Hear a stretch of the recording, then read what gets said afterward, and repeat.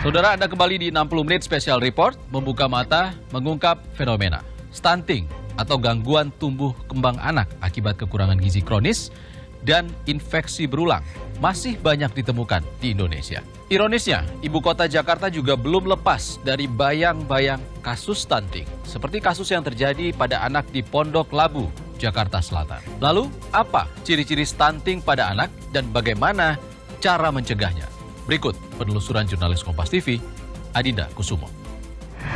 Anak-anak Indonesia diharapkan menjadi generasi emas tahun 2045 sebagai dampak dari bonus demografi. Namun, data World Bank tahun 2020 menunjukkan bahwa prevalensi anak dengan stunting di Indonesia menempati urutan ke-115 dari 151 negara di dunia. Lantas apa penyebabnya dan bagaimana pengaruhnya terhadap masa depan pembangunan bangsa? Stunting. Sejauh mana masyarakat familiar dengan istilah dan fenomena ini? Halo Mas, Mbak, aku mau tanya, tahu tentang istilah stunting? Enggak tahu. Stunting tahu nggak? Nggak tahu ya. Halo Mas, Mbak, aku mau tanya, tahu tentang istilah stunting nggak? Waduh, kurang tahu tuh. Kurang tahu? Apa? Stunting tahu nggak? Nggak tahu deh. Ternyata banyak masyarakat awam belum mengenal istilah stunting, termasuk keluarga kecil yang saya temui ini. Ini satu keluarga ya? Iya. Tahu nggak tentang stunting? Nggak tahu, tidak tahu. Namun ada beberapa warga yang tahu dan cukup mengerti istilah stunting. Ibu tahu dengan istilah stunting? Stunting pertumbuhannya terhambat pada anak ya. Tahu istilah stunting nggak? Anak kecil yang gizi buruk. Pak, tahu tentang stunting nggak? Iya, anak kekurangan itu. Kurang gizi, kurang tinggi. Secara harafiah, stunting atau tengkes berarti hambatan pertumbuhan.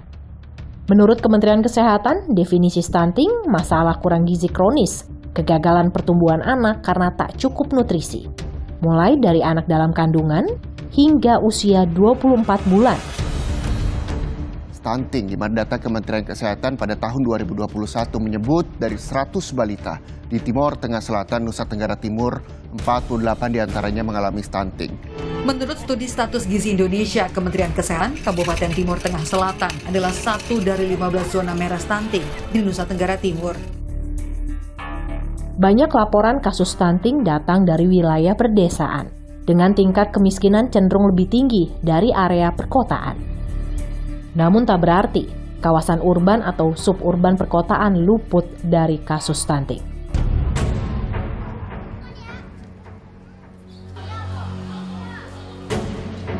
Saya menemukan kasus stunting di bilangan Pondok Labu, Cilandak, Jakarta Selatan. Nur Aini, ibu rumah tangga ini hanya bisa pasrah saat putrinya divonis stunting sejak usia 1 tahun.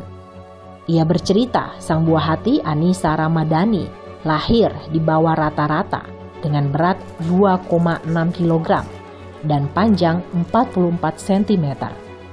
Idealnya berat badan dan panjang bayi saat lahir di atas 2,7 kg dengan panjang lebih dari 50 cm. Waktu itu gimana awal ceritanya? Ibu tahu kalau anaknya ternyata stunting. Ketahuan stunting itu berat badannya dari umur 1,5 tahun itu 7 kilo, nggak naik-naik, lama naiknya, dan itu baru ketahuan stunting. Beratnya waktu itu harusnya normalnya di usia 1,5 tahun itu sekitar 10 kilo. Perempuan yang hanya mengenyam pendidikan sekolah dasar ini mengaku baru mengenal istilah stunting setelah dokter mendiagnosa anaknya. Sebagai seorang ibu, hatinya pun terguncang menghadapi realita saat putrinya dinyatakan stunting atau kurang gizi kronik. Tetangga-tetangga dekat rumah dulu suka ngomongnya begitu, orang-orang, nah, kok anaknya kurus, kok ibu bapaknya bisa gemuk, kok ibu bapaknya gemuk, anaknya kurus gitu. Sempet nangis, sempet putus asa, sempet udahlah mau jalannya Allah aja gimana. Nuraini semakin prihatin sebab belakangan putri sematawayangnya kehilangan nafsu makan. Perempuan berusia 30 tahun ini mengungkap sejak kecil anaknya kerap kali demam, batuk pilek, hingga diare. Selama dari lahir sampai sekarang gitu, sering rentan penyakit nggak? Sering kena penyakit gitu nggak? Sering, tapi paling batuk pilek doang. Dokternya bilang nggak sih, Ibu ini mungkin salah satu dari efek dari stunting atau gimana kata dokternya? Kata dokter, emang ini salah satu efek dari stunting, makanya itu kita harus perbaiki sama-sama dari sekarang. Tak mudah bagi Nuraini dan sang suami, Doni Aryawan, untuk memenuhi gizi buah hatinya. Dengan modal ijazah sekolah menengah pertama, sang ayah yang berpenghasilan dari pengemudi ojek daring hanya mampu mengantongi rata-rata 3 juta rupiah per bulan. Sementara, biaya mendongkrak gizi Anissa lebih besar hingga membuat orang tuanya terpaksa gali lubang, tutup lubang. Saya pernah dikasih peringatan, Ibu kalau anak ini masih stunting, masa depannya bagaimana kalau nggak kita perbaiki dari sekarang? Masa depan yang kayak gimana tuh? Masa depannya itu nanti pertumbuhan umur 5 tahun ke atasnya bakal IQ-nya kadang takutnya dokternya takut berkurang IQ-nya, jadi tanggap ke orang lainnya agak kurang gitu. Seberapa jauh Ibu harus memperjuangkan anak saya tetap harus terpenuhi gizinya? Kalau untuk kebutuhan sehari-hari sama si Anis itu, saya kalau kurang itu biasa minjem ke teman atau saudara gitu. Setahun belakangan Nuraini bersyukur sedikit beban memenuhi gizi sang buah hati berkurang. Sebab Kelurahan Pondok Labu rutin mengirim makanan serta beberapa asupan gizi untuk Anissa dan sejumlah anak stunting lainnya di wilayah Pondok Labu, Jakarta Selatan. Satu kelurahan ada sekitar 14 anak yang stunting. Kisah Anissa Ramadhani menjadi salah satu potret buram kasus stunting di perkotaan. Fenomena kasus anak-anak stunting ternyata dekat dengan lingkungan kita sehari-hari. Jajak Pendapat Kompas mengungkap presentase temuan kasus stunting dalam lingkungan keluarga dan tempat tinggal di perkotaan mencapai 41,6%, sedangkan wilayah perdesaan mencapai 48,4%. Jajak pendapat dilakukan Litbang Kompas terhadap 506 responden dari 34 provinsi pada awal April lalu. Berdasarkan data tersebut, saya menelusuri ciri-ciri stunting atau kurang gizi kronik pada anak-anak. Sejumlah ciri-ciri anak stunting diantaranya tinggi dan berat badan di bawah normal, pertumbuhan melambat, berat badan balita cenderung menurun, kemampuan kognitif yang buruk, serta mudah terserang penyakit.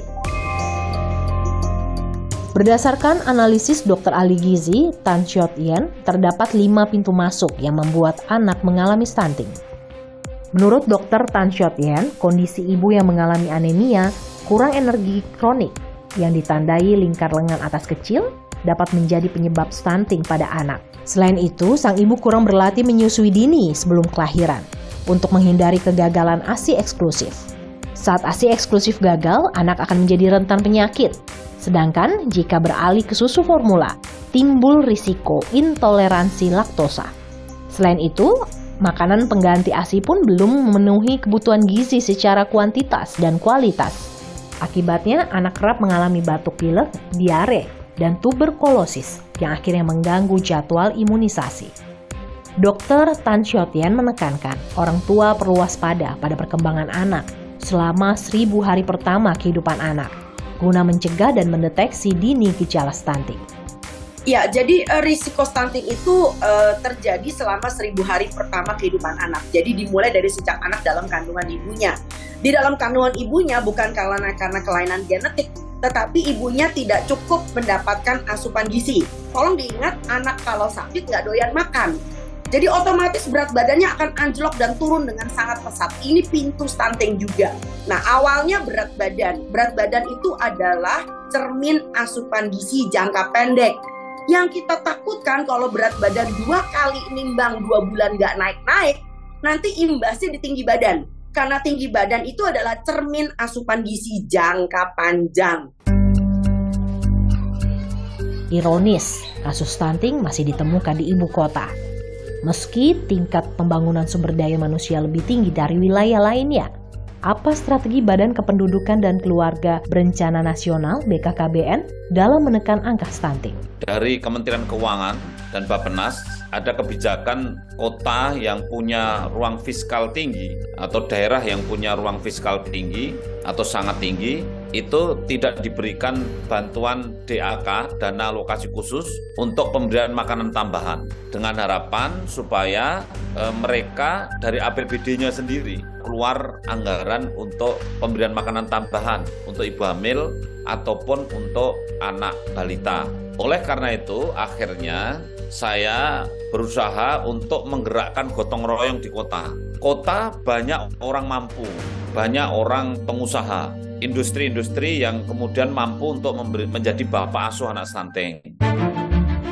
Tak hanya di Jakarta, kasus stunting pun banyak ditemukan di perkotaan lainnya.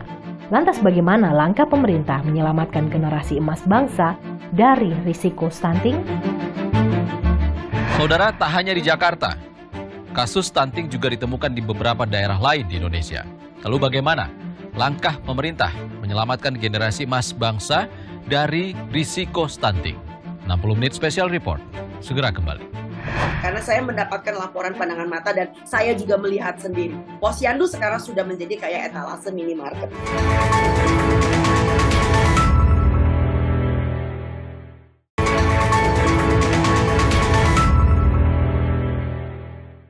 Saudara, kembali di 60 menit special report, membuka mata, mengungkap fenomena. Saudara, pemerintah kini gencar menekan angka stunting di tanah air. Anggaran 77 triliun pun digelontorkan. Namun, sudah tepat sasarankah anggaran itu?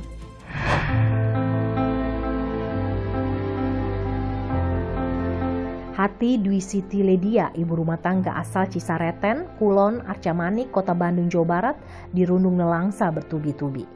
Belum genap berusia 2 tahun, dokter mendiagnosa putri keduanya, Zahira Anindira Putri, mengalami stunting atau gizi buruk kronik. Miris beberapa bulan berselang, dokter juga mendiagnosa Zahira mengidap tuberkulosis, dampak dari stunting. Tiap ke posyandu, anaknya teh naik turun, berat badannya teh dari posyandu disuruh ke puskesmas, dari puskesmas disuruh ke Bio Farma, disuntik periksa darah, katanya sih positif TB gitu. Disuruh berobat 6 bulan, kurang berat badannya, tingginya kurang gitu kata dokternya teh. Ini termasuk stunting. Dwi tak menyangka kondisi berat badan putrinya yang tak stabil ternyata indikasi stunting. Kini Zahira menginjak usia 3 tahun, tapi berat badannya hanya 9 kg dengan tinggi 79 cm. Idealnya, Zahira seharusnya berbobot minimal 12 kg dan tinggi minimal 82 cm. Dwi sadar anaknya perlu asupan gizi maksimal, namun apa daya, Zahira susah menerima makanan bergizi. Perempuan berusia 38 tahun ini pun terus-menerus khawatir di tengah upayanya memperbaiki gizi sang buah hati. Sebab jika putrinya kembali jatuh sakit, ia dan suaminya yang sehari-hari berjualan cireng tak punya biaya untuk berobat di luar pelayanan puskesmas dan tanggungan BPJS. Kalau mau berobat pakai uang dari mana gitu. Untung di posyandu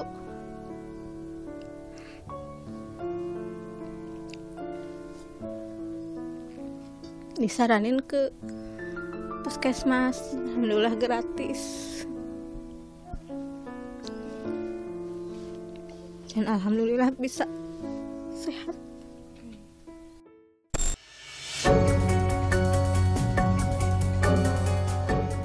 Sementara kasus lain dialami Maria Hastarini yang berdomisili di Kecamatan Tenayan Raya, Kota Pekanbaru Riau.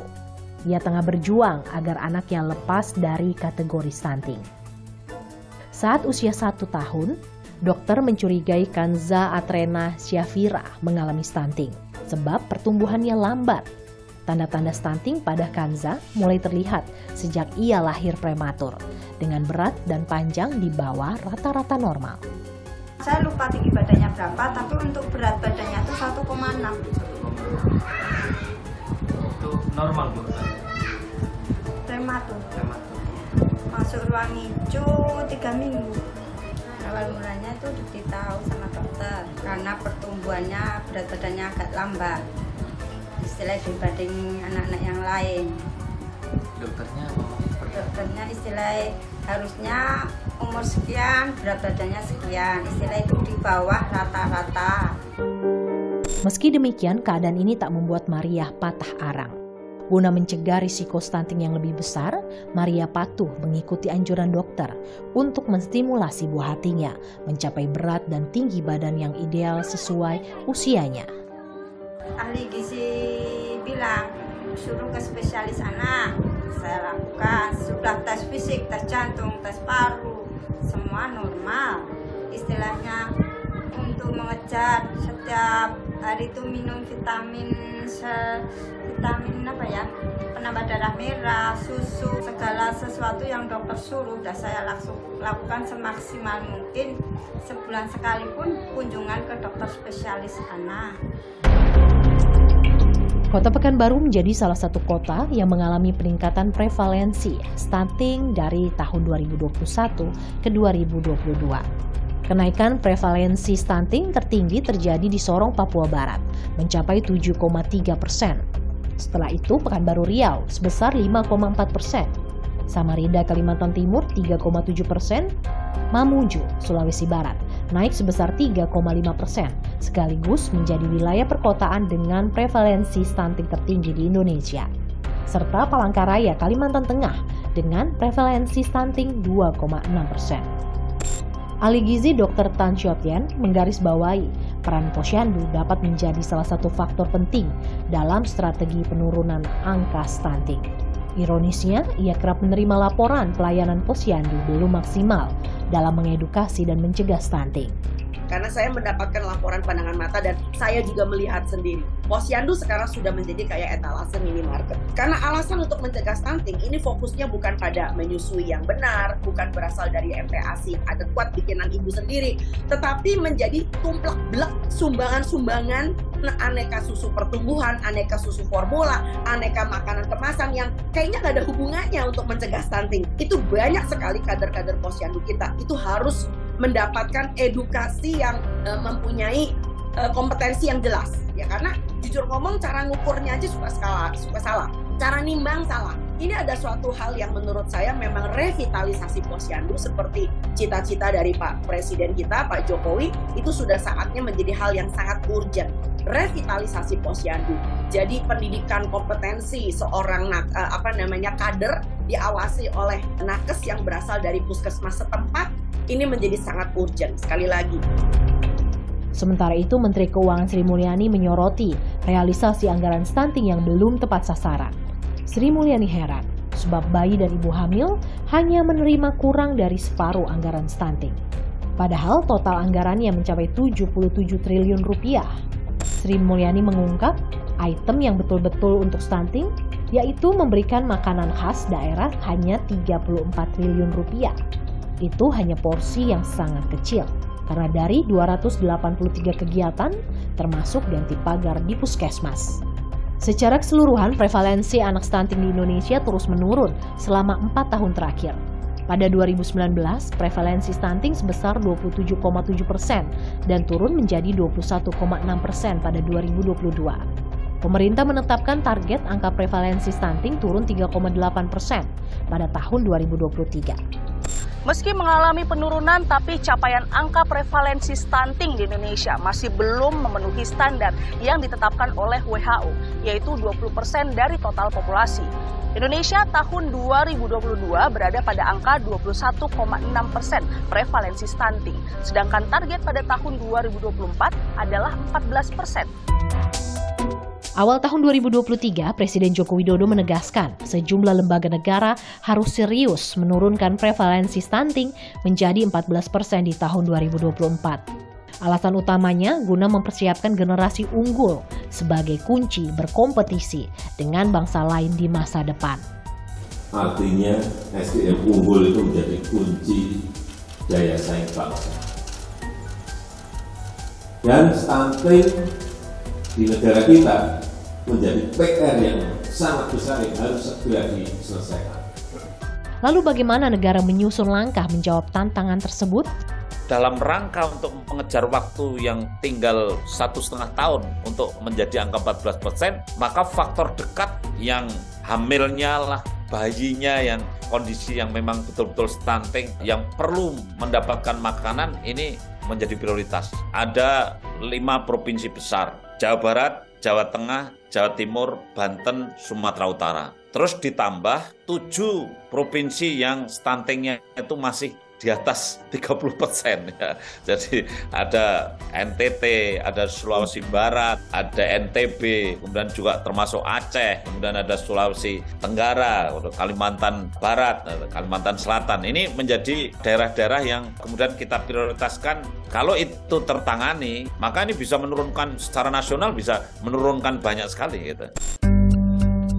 Ancaman stunting nyata bagi generasi emas Indonesia yang digadang-gadang akan mencapai puncaknya pada tahun 2045.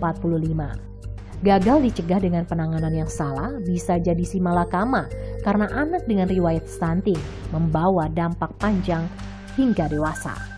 Sejumlah di antaranya adalah kemampuan fokus dan memori belajar yang buruk, kecerdasan di bawah rata-rata, anak mudah terserang penyakit infeksi, serta dalam pertumbuhannya anak mengalami obesitas hingga resiko terserang penyakit kronik saat remaja, seperti hipertensi, diabetes, dan sindrom metabolisme.